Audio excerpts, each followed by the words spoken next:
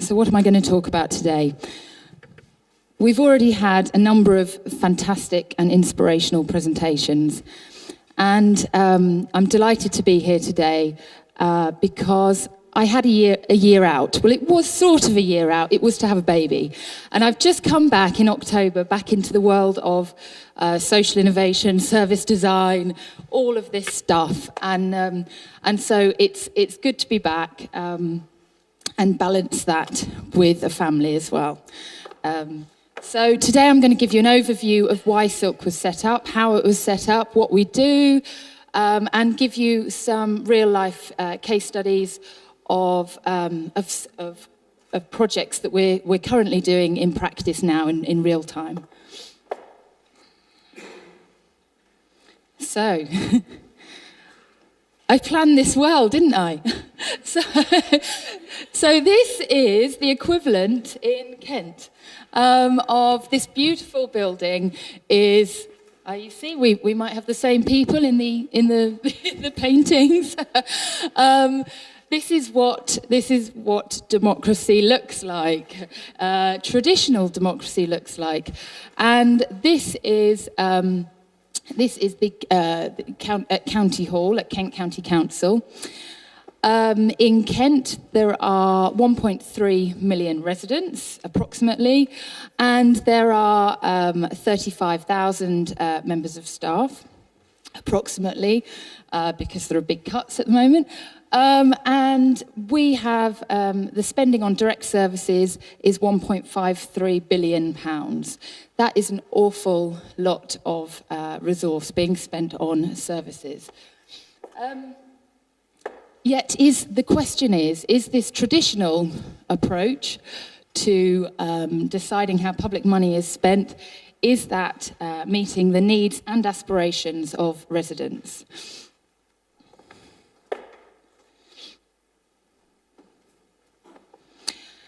Things are changing. We all know demographics are changing. We've got an increase in older people. The complexity of presenting cases. People don't go to the doctor with just dementia. They go to the doctor with dementia and possibility of cancer and possibility of diabetes, and this is what's happening in every field. If you have a young person in a young offenders institute or a person in prison, they probably have a multiple range of needs and issues that need to be dealt with. Expectations are changing. If anyone noticed, the World Wide Web is now on the global scene, and everyone is connected to everyone if they choose to be. When I was growing up, I recorded music off the radio on a tape cassette. Many other people are nodding, you know, and now young people, children, don't know what tape cassettes are. Things have changed dramatically in the last 20 years. Budgets. Yes, in the UK, things are being quite tight at the moment, and we have to learn how to do more with less.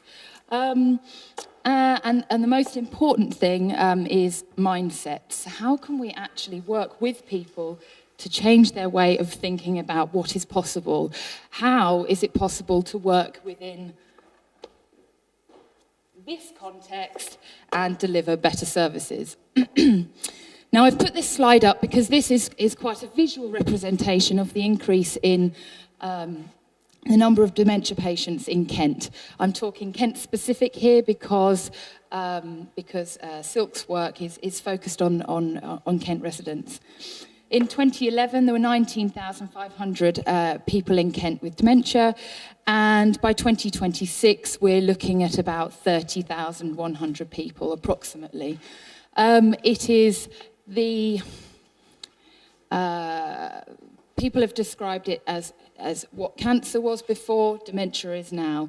It was the unknown taboo, something that people didn't want to talk about, and that's what the challenge that we're facing. Mindset. I talked about this at dinner last night, but I just wanted to mention it again. The computer says no. this is the challenge, the mindset.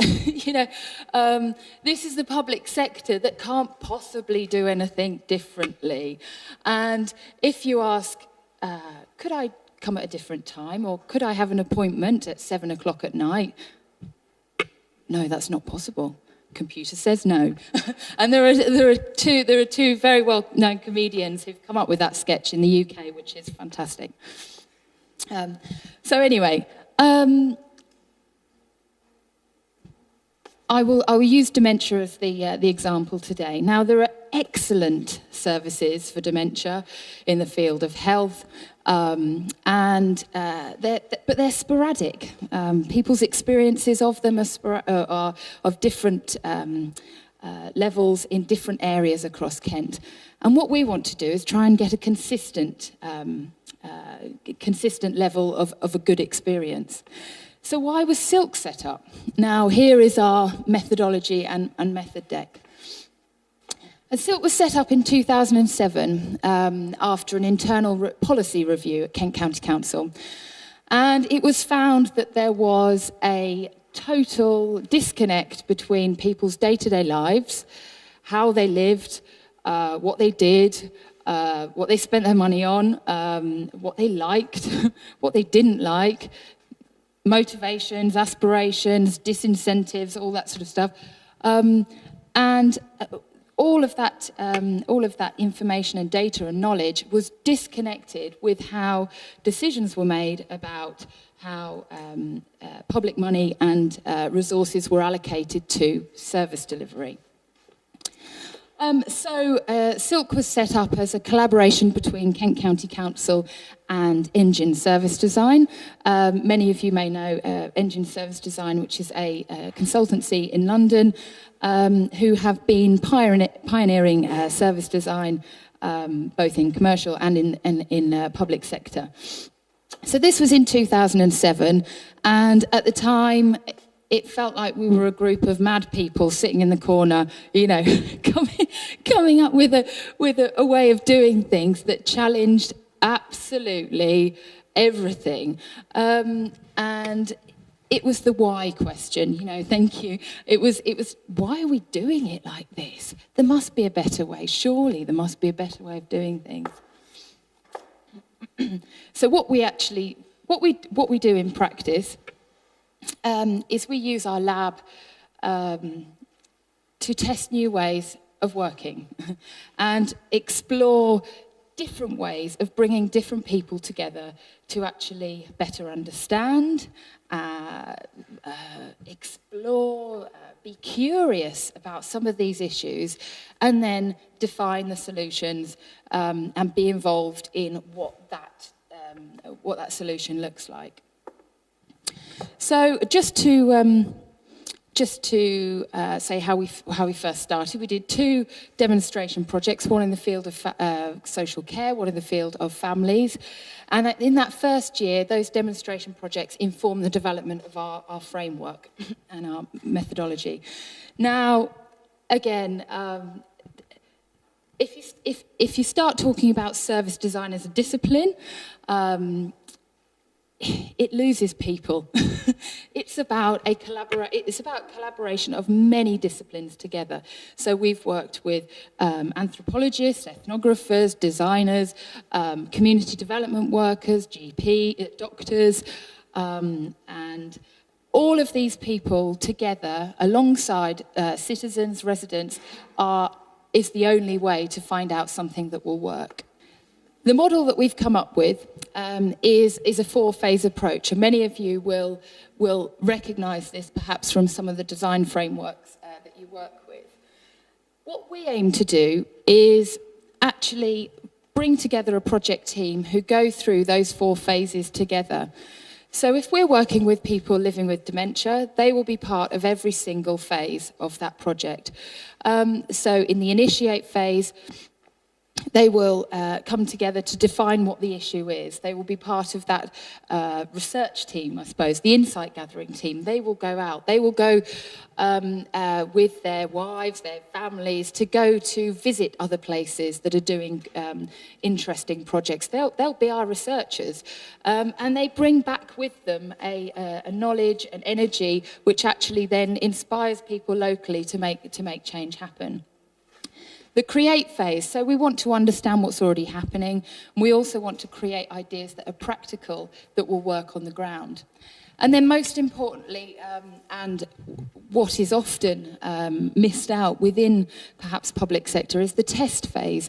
People come up with a solution and want to roll it out, but actually, let's test it, check it works in practice, check that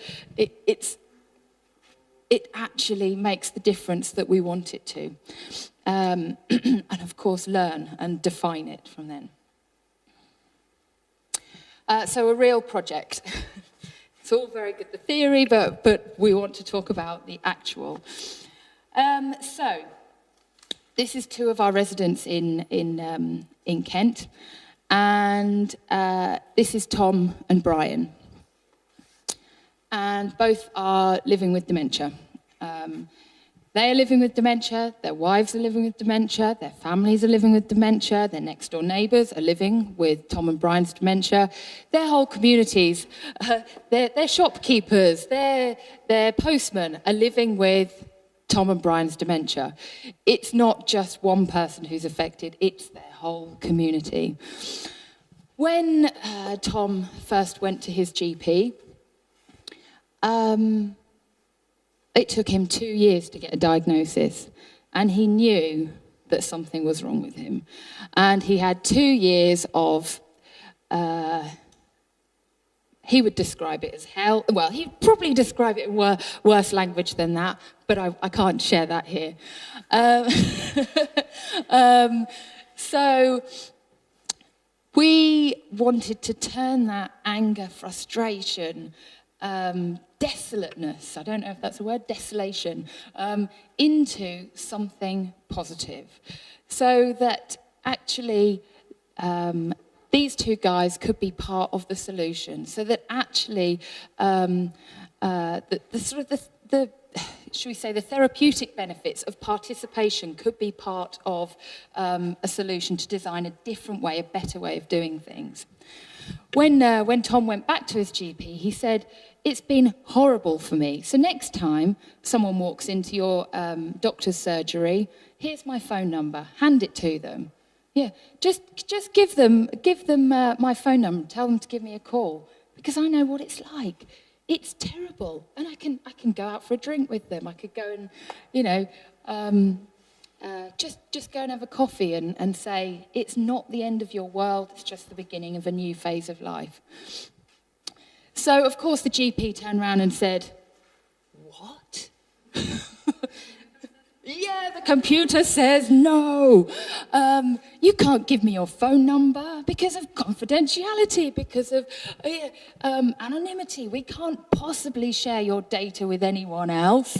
And so Tom walked out, and he said, "But it would work. How can we make this happen?" So luckily, we worked alongside Tom and Brian to make this model work. We're currently in the trial phase, 3 months of testing how it could work. It's not just Tom and Brian involved in this. It's Tom and Brian, it's the Mental Health Trust who run the diagnosis clinic, it's the GPs, it's the NHS, it's the social services, it's the Alzheimer's Society, which are a national charity, it's their wives, their families. So as you can see, every type of project of this kind is a complex range of people that need to be part of that ongoing sort of collaboration process. So where are we now with this one? I've just put that cardboard prototyping tool up there. We've worked with Tom and Brian and the sort of the wider project team to develop a Maidstone Mentors walkthrough. So now these two guys go along to the diagnosis clinic, which is what people attend. If you can imagine, it's held in a hospital. You've just had your diagnosis a month earlier. You get given a letter to say, come along, we will tell you what this means, what it means for you. In practice, you could cut the atmosphere with a knife. It's pretty difficult, very difficult. Now, observing the difference with Tom and Brian coming into that room, the sense of the room, and after they explain who they are, what they've been through, how Brian's in a he's currently in a play dressing up as Bill and Ben, and Tom's being a guitarist in a band. It's not the end, and for them to be able to describe in their own words, to an audience of people like this, it makes a massive difference. And already we've got a guy who's said, this has transformed my life. I've been sitting at home for months, and I didn't think I could do anything. I thought I would have to stay at home and sort of rot on the sofa. And having a conversation with Brian means that I'm not suicidal anymore. Actually there are possibilities out there. There's a possibility for a quality of life rather than just a life. So that's Maidstone Mentors. Right, this one, another one. The dementia checklist. Again, it's part of the sort of the project team. We have a wider group of relevant stakeholders who have reviewed the dementia pathway. So what actually happens when you get your diagnosis, and prior to that, and then subsequent to that, what information you get, which services are involved, and then what happens afterwards. Now, it was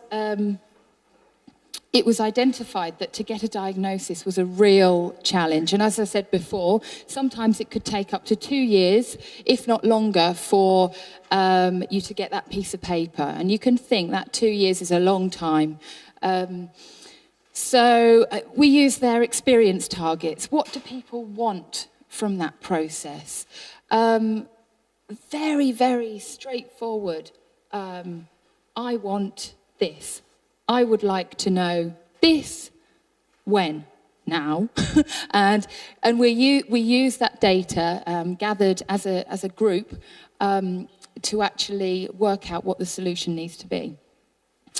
This is a picture of a GP surgery, and this is where the blockage potentially could lie.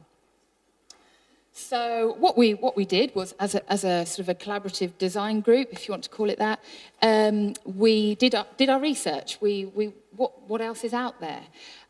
We understood what the Alzheimer's Society were doing. We looked at a model from a list of questions from the Alzheimer's Association in United States. We did our research. We worked out what's in existence already, and how we could learn from that to actually tweak things to make something that was tangible, that could help people increase their rate of the rate towards diagnosis. So what we've done is we've developed the Kent Medway Dementia Checklist prototype. What does that mean? It means nothing, does it? And that was one of the bits of feedback. It said, if you're going to share this with normal people like us, don't call it the Kent and Medway Dementia Checklist prototype. Call it, are you concerned with your memory? simple things like that. In the test phase, you can actually make it human. You know, the practicalities. You can have an idea, as Rima was saying. You can have an idea that on paper looks fantastic. Get out, you know, go and put it in the context of a real life situation. It falls flat. So this checklist has been circulated amongst medical professionals, and it's sort of like an iterative process. We haven't necessarily got everyone in a room together at one time, just because of the nature of doing that. It's really difficult because everyone's very, very busy. And actually, for some people who have dementia, that's quite an intimidating environment, and they don't want to be in that group situation. So all of these sort of things have to be taken into consideration and used to adapt our methodology and approach. So we're currently we're going to test this from 2 GP surgeries in Ashford, in Kent, and we're going to look at the prevalence of, well, the increase in rates of diagnosis, and hopefully get some good data so that we can then, there's national interest in this at the moment because there's a real drive for innovative sort of approaches to improve the diagnosis rates. And then thirdly, this is my favourite project at the moment, the Dementia Diaries. I think we should involve children and young people in every project that we do because their ideas, inspiration are second to none. They are incredible. You don't even need to be in the room. You come back, they've already got the solution. So the little report there, sorry, it didn't translate very well into the presentation. That was, there was a select committee, which is our equivalent of councillors choosing a particular issue, and they did a report to put some recommendations in the field of dementia. One of them was there is a real lack of understanding amongst children and young people about what dementia is, what it means, you know, what. And if we go back to the point I made earlier, that dementia doesn't just affect that one person, it affects their family, their grandchildren, their friends. So where better to start than grandchildren of people who are currently living with dementia. So we got together a group of young carers who were brilliant. Again, you only need to meet them for half an hour and you've already sorted everything, the whole world.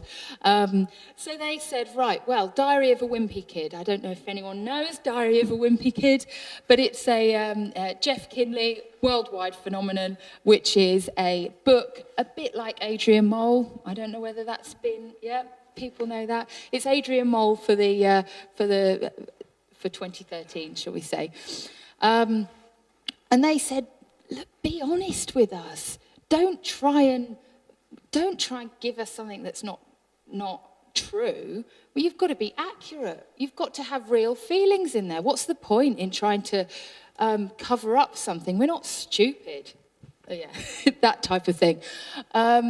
They said, so model it on that book, and so that's what we've done. We've used them as the editorial group, so we've got the young people and their sort of wider families as a rolling editorial group to develop this book. So they have advised us on the content, the look, the feel, the size of the paper, all of this stuff. They own the book.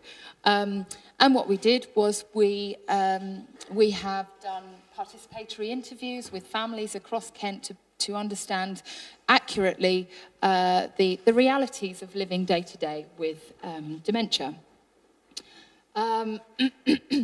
So we sort of bringing in a different perspective. We brought in a filmmaker, designer, stroke illustrator, who's also just been shortlisted in LA for an award for one of his films. So he's popping over from LA back to see his producer, back to a tiny little community centre in Sittingbourne. that's quite inspiring for the young, for everyone involved. And then we said, okay, so we've got the product, we've got something. What do we do with it? How do we share the messages? What do we do with it? So we're working with social care students from Kent College to actually define how we share this and how we disseminate it. They said, why are you doing a book? Because we don't do books anymore. And we said, that's because it's something that older generations actually want to have something tangible. This is a very interesting sort of bridging the generation gap. So what we're going to do is we're going to print some books so that people actually, there's a book in every library, there's a book in every GP surgery, there's a book for every Admiral nurse. But we're also going to make it into an online app. We're going to make a little YouTube film of it. We've got Twitter account of it. We've got Facebook site. We've got the whole social media thing going on. So we've got all the young people very very keen and able, because I'm not able to make this work for us. And I suppose the end outcome is that we're going to absolutely transform the level of knowledge about dementia across Kent and beyond. Okay, so how do we work? They were three examples. We're already also working, we've done work in the field of families, social care, offenders, prison, people currently in prison, people with complex issues, families with a range of complex issues, people accessing health services, fathers. This approach is transferable across strategy, future services, service design, and also enabling sort of sustainable communities, how people can do it themselves. So just to sort of give an overview of the way of working, and this endorses everything that's been said this morning, which I'm very pleased to say. Silk ways of working, values approach. This is about, well, we see it's human rights. It's actually, if a decision is being made about me, then I want to be part of it. If a decision is being made about my that will affect my family, then I have a right to be part of that decision-making process. This is what we aim to do, is to create a platform so that everyone is equal, so that you can have a GP, and you can have a bus driver, and you can have a shopkeeper, you can have a young person, and actually they're all their knowledge and their contribution and their experience is valued equally to actually contribute to defining what a solution might be.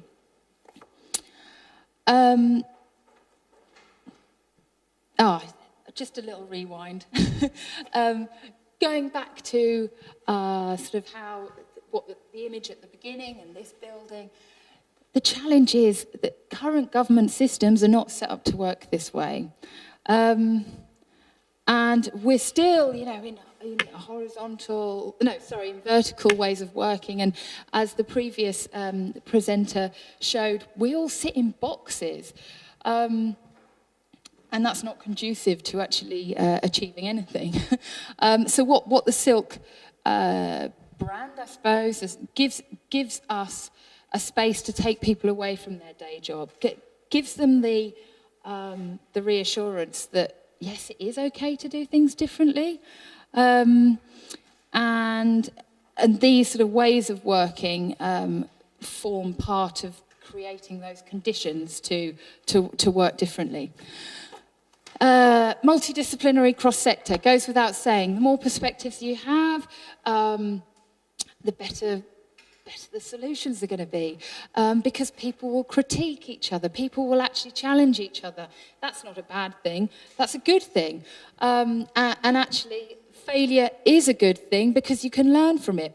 We don't ever say we fail, we just learn. so it's always a good thing. Silk deliberately sort of set up its method deck from the fields of social science, anthropology, community development, design, thinking, business. And actually we see that all these tools and techniques, although not perhaps innovative or anything wildly new about them, it's the way that you use them, the way that you bring people together to use them together. Again, communication and learning. So often projects are done and reports are produced and they sit on a shelf and no one reads them. What we aim to do with everything, and we've deliberately started this from the beginning, was open source. Everything's under Creative Commons license, and every report that we do goes on our website, so that people can perhaps learn from, be inspired by, I would hope, and copy stuff that we've done so that they can adapt it for their own contexts and communities. We had a visit from a group from Finland, I think it was about 4 years ago, who came and just wanted to understand what we were doing. And then 6 months later, we had a post on our website saying, we're from South Africa, saying we're very happy because we have used your approaches. A friend from Finland came over and visited us in South Africa, and we are now using this approach to redesign services for people living with HIV in South Africa. You can't plan for that to happen. It just happens. It's creating the conditions for it to happen. And then finally on that point is the social network approach, which I suppose my previous point has just illustrated. We are in a world that works horizontally now. People have connections. Their community is not just the street they live in. It's actually the world. People have best friends that are across the world, thousands of miles away as much as next door. And in fact, you might know someone better that's thousands of miles away than your next door neighbour. The world has changed.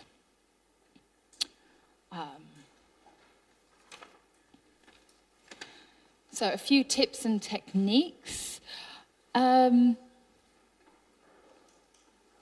This, I suppose, and to start this one, I think we see ourselves as on a journey. It sounds a bit cheesy, but exploring together. On a voyage of discovery. Actually, let's be curious. Let's find out different ways of working. But at the same time, let's remember that people in the public sector and the voluntary community sector and health professionals are working their absolute best within the systems and processes that they currently work within. And so our job is not to go in, criticise and say, this could be so much better if you did it this. It's actually to understand what they're doing well and almost we try and be the icing on the cake. We're trying to connect people in that could adapt what they're already doing or the systems that they're already working with. And most importantly, we want to work in a language that they understand. When you're an organisation of 35,000 people has a multiplicity, is it? Has a whole range of languages. You've got social services, you've got transport people, you've got people that deal with drainage, you've got the people that do customer service, and they all have different languages. So I suppose what we aspire to do is actually tell a story about a different way of working that cuts across all those boundaries. we try and be objective and realistic. When you're working with the likes of Tom and Brian, you don't have any option but to be realistic. You know, they tell us daily that they're keeping us in a job, so which is fantastic. You know, but they're on side. They're there and they're willing to be involved. Third point there, we try and we look at this approach as a way of building capacity, building enthusiasm, motivation to do things differently. But what we don't want to do is for people to need us to be there all the time. So we're planning our exit strategy from day one. So we're actually working out how we can work with the skills, the resources that are already within a community or a service or to actually work with those to make whatever the outcomes are sustainable, so they will stay live. And on there, manage expectations. So everyone likes a good news story. Everyone likes the big bang. You know, our corporate communications team love the big stories that can be news articles. But we don't like that. we like to prove that what we're doing is good. And if you take the social network approach, if you do it small, always test it and learn from it. Demonstrate very small changes in, positive changes, then that's the news story in itself. You don't need to create a big story because it's already out there and people believe in the new way of working, and actually they're already sharing it among their peers, their friends, their families. So your marketing job's done. Okay, so to conclude, we've talked about a common language. What we try to do, we see ourselves as translators. I think that word's been mentioned before. Transformers was another word. Transformers, translators, and linguists. My background has been in law and French language, community development, teaching, community action, and that's all a big mesh of people, and what we aim to do is to create a language that's not divisive, but that actually creates a platform for everyone to access that process. We don't want to make assumptions. We actually want to work with accurate data. Too much of the public sector work is based on data that's out of date.